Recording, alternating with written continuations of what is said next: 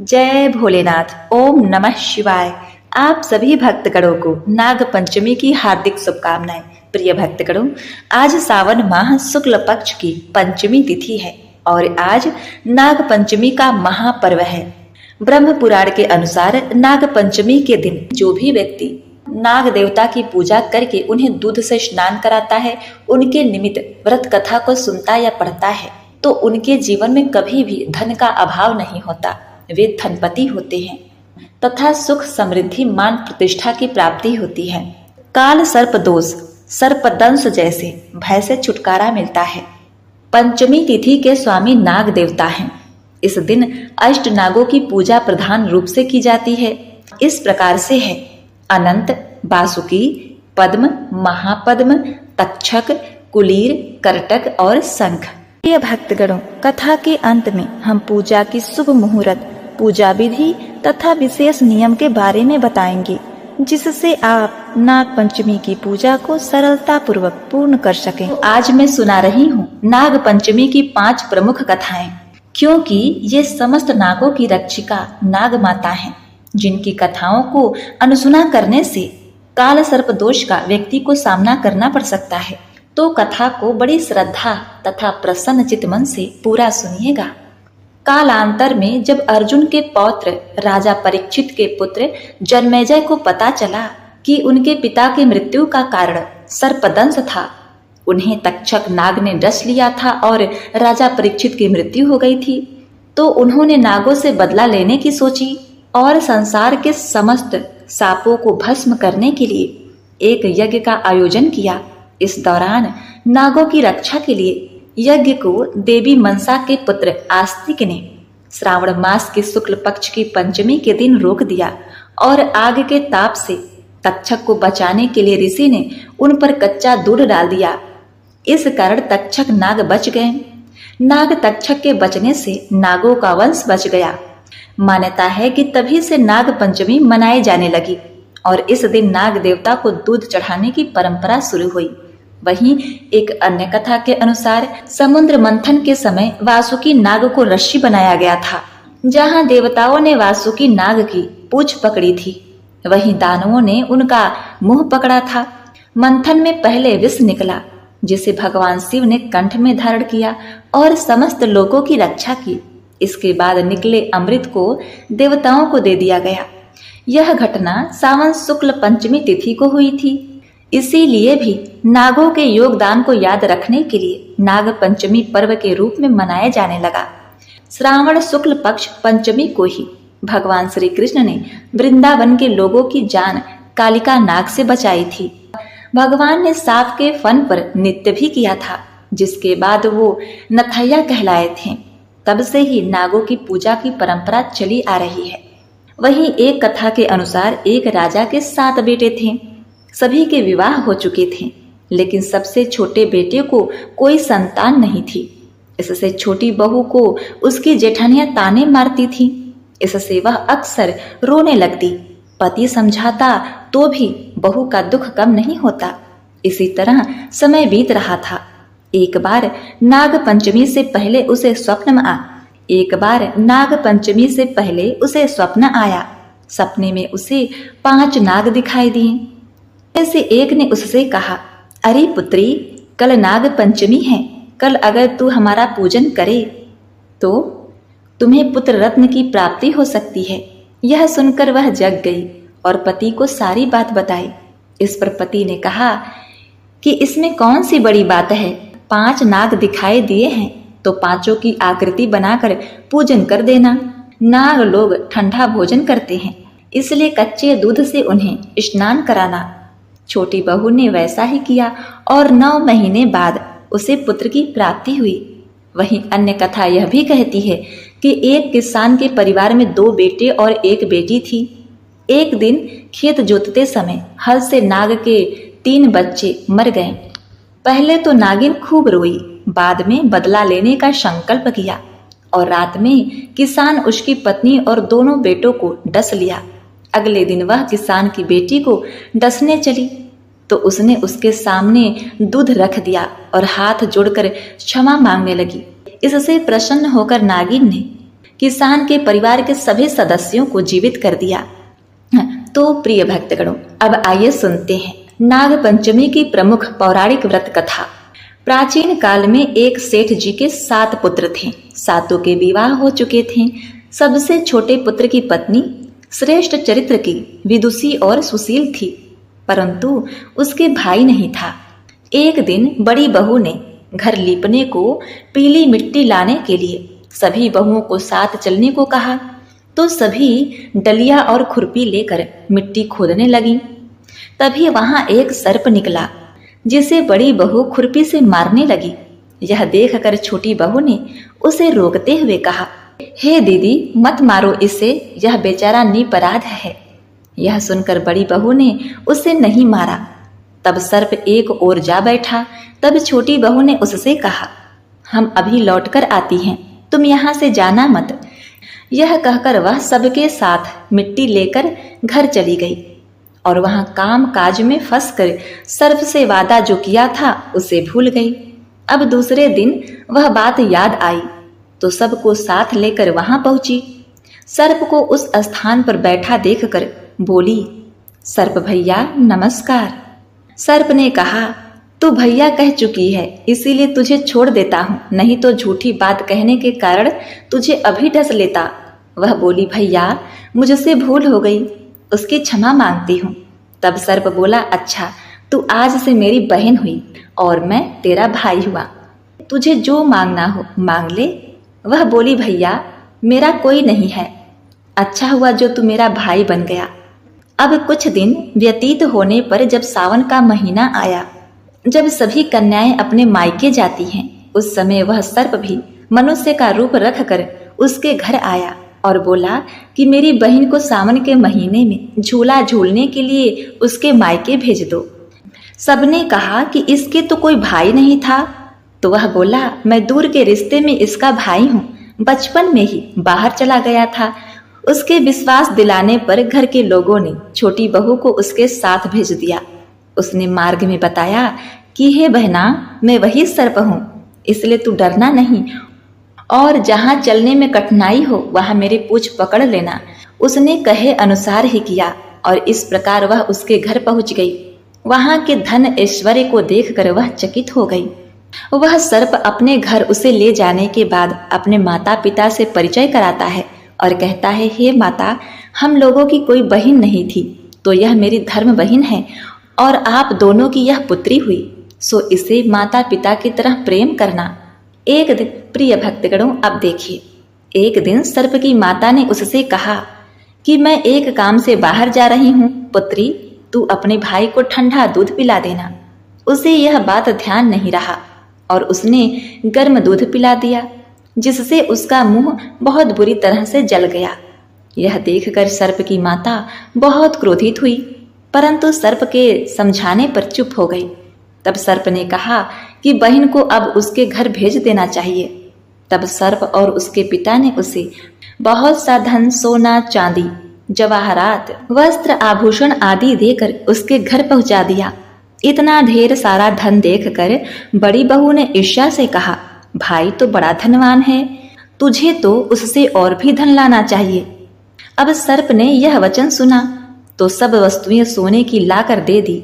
यह देखकर बड़ी बहू ने कहा, इन्हें झाड़ने की झाड़ू भी सोने की होनी चाहिए। तब सर्प ने झाड़ू भी सोने की लाकर रख दी। सर्प ने छोटी बहू को हीरा मणियों का एक सुंदर हार दिया था। उसकी प्रशंसा उस देश की रानी ने भी सुनी और वह राजा से बोली कि हे महाराज, सेठ की बहू का हार यहाँ आना चाहिए, वह मेरे पहनने योग्य है। राजा ने मंत्री को हुक्म दिया कि उसे वह हार लेकर शीघ्र उपस्थित हो। मंत्री ने सेठ जी से जाकर कहा कि महारानी जी छोटी बहू का हार पहनेंगी, वह उससे लेकर मुझे दे दो। सेठ जी ने डर के कारण छोटी बहू से हार मंगवा कर दे दिया। छोटी बहू को यह बात बहुत बुरी लगी, क्योंकि उसे उसके भाई ने उपहार में जो दिया था। अब उसने अपने सर्प भाई को याद किया और आने पर प्रार्थना की कि हे भैया, रानी ने हार छीन लिया है, तुम कुछ ऐसा करो कि जब वह हार उसके गले में रहे तब तक के लिए वह सर्प बन जाए, और जब वह मुझे लौटा दे तब हीरो और मणियों का हो जाए। सर्प ने ठीक वैसा ही किया। जैसे ही रानी ने हार पहना वैसे ही वह सर्प बन गया। यह देखकर रानी चीख पड़ी और रोने लगी। यह सब देखकर राजा ने सेठ के पास खबर भेजी कि छोटी बहू को तुरंत भेजो। सेठ जी डर गए कि राजा न जाने क्या करेगा। वे स्वयं छोटी बहू को लेकर उपस्थित हुए। राजा ने छोटी बहू से पूछा, तूने क्या जादू टोना किया है? मैं तुझे दंड दूंगा। छोटी बहू बोली, राजन, धृष्टता क्षमा कीजिए। यह हार ही ऐसा है कि मेरे गले में हीरो और मणियों का रहता है और दूसरे के गले में सर्प बन जाता है। यह सुनकर राजा ने वह सर्प बना हार उसे देकर कहा, अभी पहनकर दिखाओ। छोटी बहू ने जैसे ही उसे पहना वैसे ही हीरो मणियों का हो गया। यह देखकर राजा को उसकी बात का विश्वास हो गया और उसने प्रसन्न होकर उसे बहुत सी मुद्राएं भी पुरस्कार में दी। छोटी बहू अपने हार को लेकर अपने घर लौट आई। उसके धन को देखकर बड़ी बहू ने ईर्ष्या के कारण उसके पति को सिखा दिया कि छोटी बहू के पास कहाँ से धन आया है। यह सुनकर उसके पति ने अपनी पत्नी को बुलाकर कहा, ठीक ठीक बता कि यह धन तुझे कौन देता है। तब वह सर्प को याद करने लगी। तभी उसी समय सर्प ने प्रकट होकर कहा, यदि कोई भी मेरी धर्म बहन के आचरण पर संदेह प्रकट करेगा तो मैं उसे खा लूंगा। यह सुनकर छोटी बहू का पति बहुत ही प्रसन्न हुआ और उसने सर्प देवता का बड़ा ही सत्कार किया। उसी दिन से नाग पंचमी के दिन महिलाएं नाग को अपना भाई मानकर उन्हें दूध से स्नान कराती हैं तथा विधिवत पूजा अर्चना करके शिव जी से आशीर्वाद प्राप्त करती हैं। हे नाग देवता, जिस प्रकार आपने उस छोटी बहू पर कृपा बनाई वैसे ही आप अपने सभी भक्तों पर बनाए रखना, उन्हें धन्य धान से परिपूर्ण करना। प्रिय भक्तगणों, अब आइए सुनते हैं नागों की प्रमुख देवी माता मनसा देवी की कथा। इनकी कथा सुने बिना यह व्रत अधूरा माना जाता है और जो कोई इस कथा को आधे पर ही त्याग करता है उसे भयानक काल सर्प दोष का सामना करना पड़ता है। तो इसे पूरे अंत तक सुनिएगा, इससे भक्तों की मनोकामनाएं पूर्ण होती हैं। यह कथा अटल सुहाग देने वाली और सुहाग पर आई विपत्ति को खत्म करने वाली कथा है। यह कथा सुहागिनों के लिए वरदान है। तो आइए सुनते हैं यह सुंदर कथा।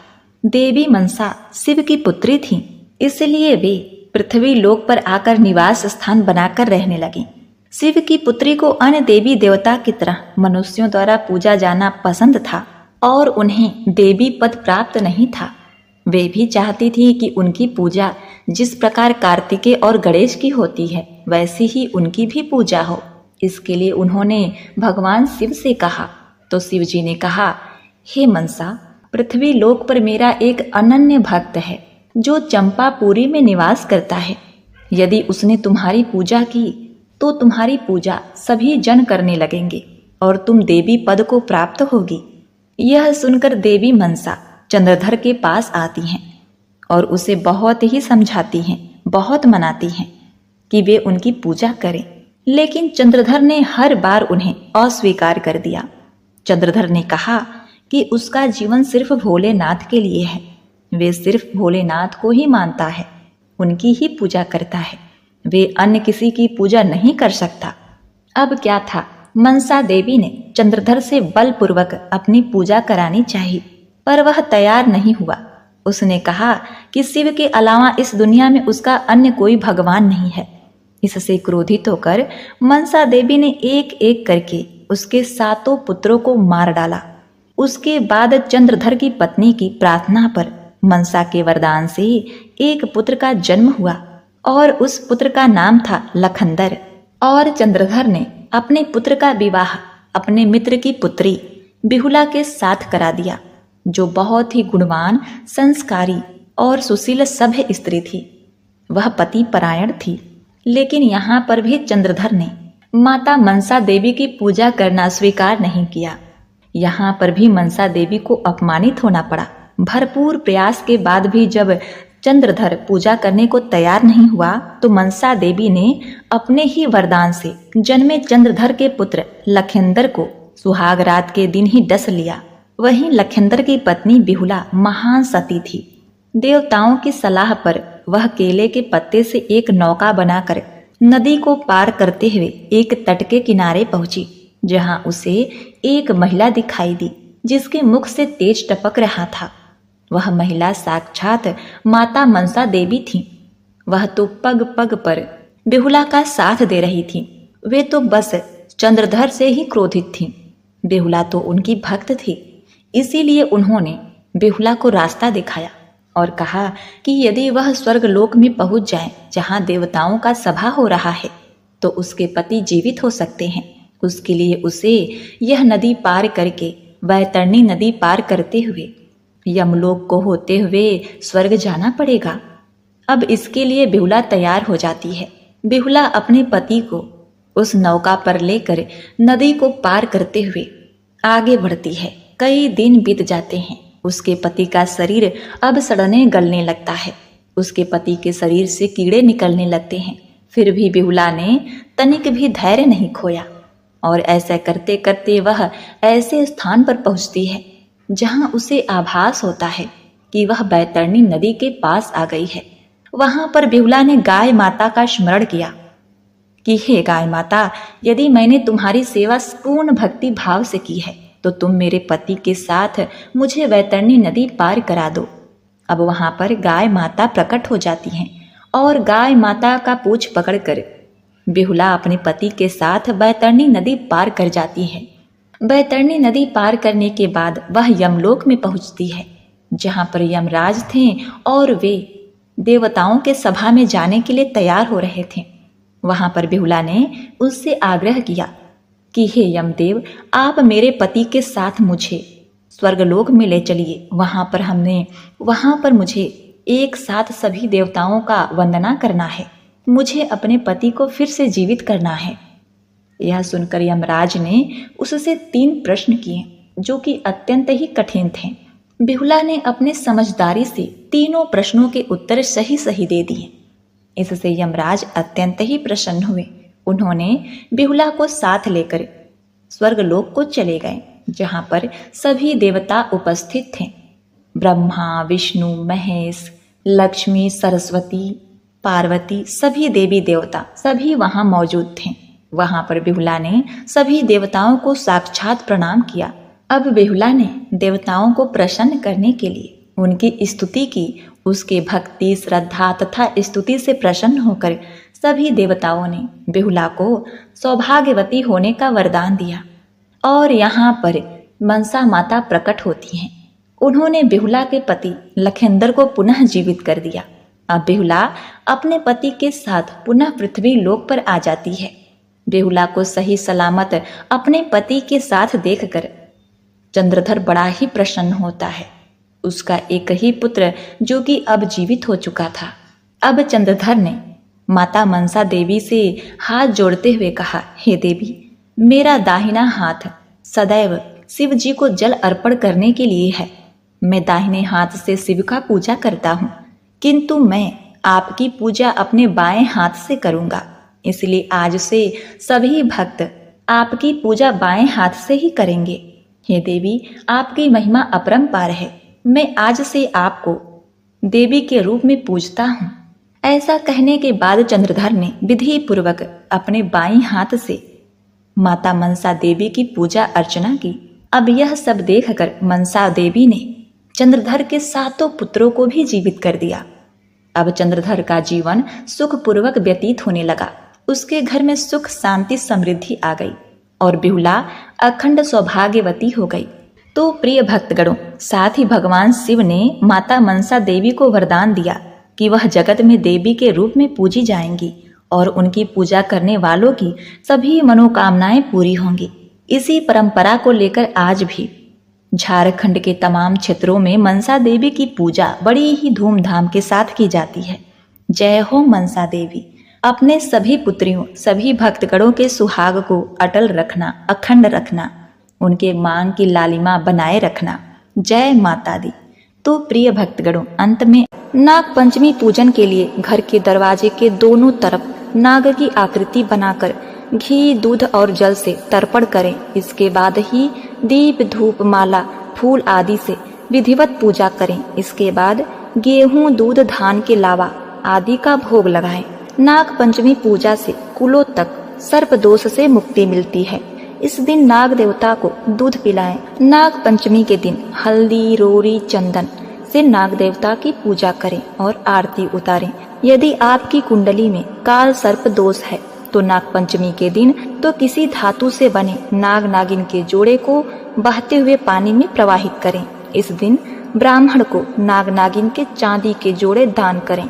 ऐसा करने से धन धान में वृद्धि होती है और सांप काटने का दोष भी दूर होता है।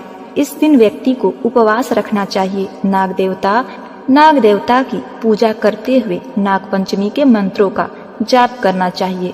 इस दिन रुद्राभिषेक करने से भी काल सर्प दोष से मुक्ति मिलती है। इस दिन शिवलिंग पर जल, दूध, दही, शहद, चीनी चढ़ाएं। इस बात का ध्यान रखें कि जल पीतल के लोटे से ही अर्पित करें। हिंदू धर्म में सदियों से नागों को पूजने की परंपरा चली आ रही है। ऐसी मान्यता है कि नाग पंचमी के दिन नाग देवता को दूध अर्पित करने से पुण्य की प्राप्ति होती है।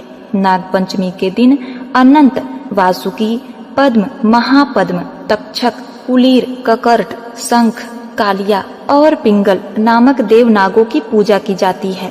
नाग पंचमी भारत के विभिन्न क्षेत्रों में अलग अलग रीति रिवाज के साथ मनाई जाती है।